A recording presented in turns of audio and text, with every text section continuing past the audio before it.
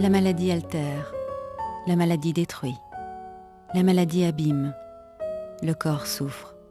Depuis 12 ans, les esthéticiennes des centres de beauté du CEW réconcilient les malades avec leur corps et leur image en leur proposant des soins esthétiques gratuits en milieu hospitalier.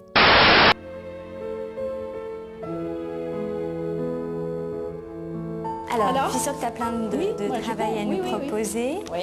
Qui ça ferait le plus de bien? Madame Siro, au numéro 6. Oui. Et au niveau du profil de ces esthéticiennes, est-ce qu'elles ont une formation particulière? D'abord, ce sont des diplômés d'État. Il nous faut absolument un diplôme reconnu.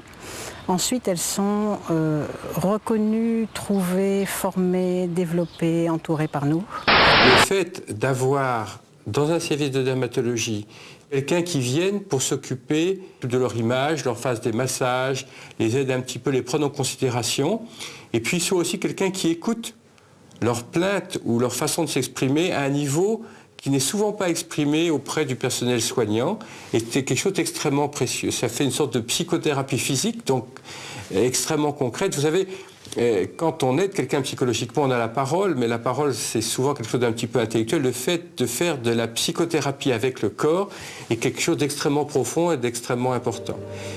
À quel âge votre fils? Ça m'expliquait qu'une malade était donc en fin de vie et vous lui avez fait ses mains, ses ongles de main. Et vraiment son dernier bonheur, c'était de regarder ses mains, c'était sa petite joie, de voir que ses mains étaient belles, et malheureusement, elle est partie après.